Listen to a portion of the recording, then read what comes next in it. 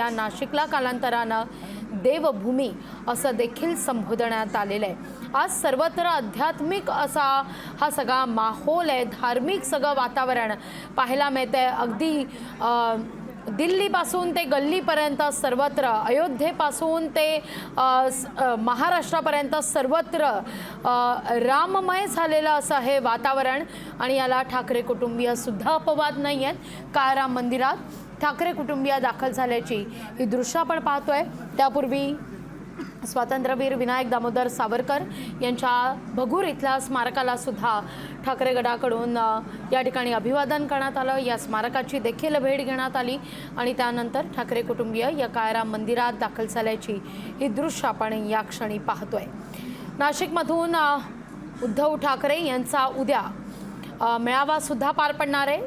ठाकरे गटाचं हे महाअधिवेशन असणार आहे। ही दोन दृश्य या क्षणी गोदातीरी आरती करता कशी गर्दी झालेली आहे, ठिकठिकाणी दीप प्रज्वलित केले जात आहेत। सर्वत्र असं एक उजळून निघालेला आहे हा सगळा परिसर।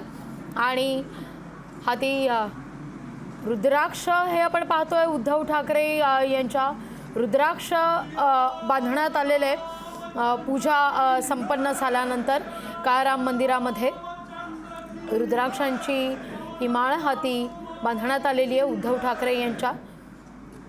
आणि पुढच्या काही क्षणात आता गोदातीरी आरतीला सुद्धा सुरुवात होणार आहे।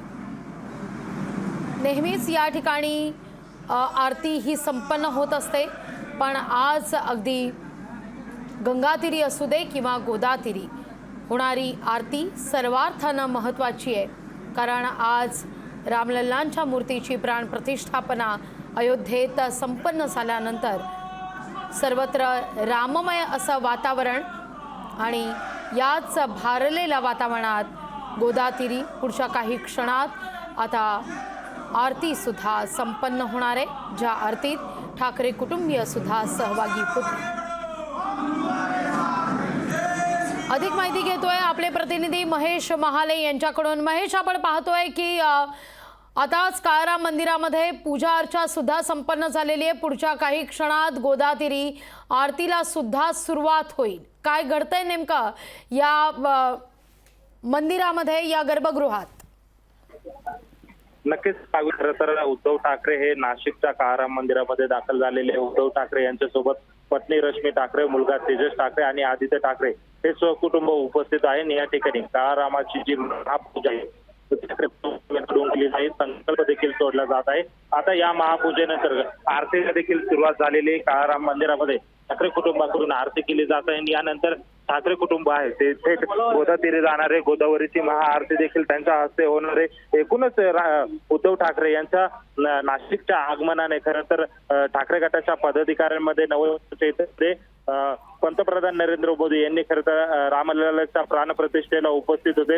आणि यानंतर ठाकरे तिथून त्यांनी भाजपच्या लोकसभेचं रणशिंग फुंकलेलं आहे। एकूणच आता उद्धव ठाकरे हे देखील नाशिकमध्ये उद्या सभा घेऊन खरं तर लोकसभा आगामी निवडणुकीच्या बाबत लोकशाही मराठी ऐका, पहा, जागरूक रहा।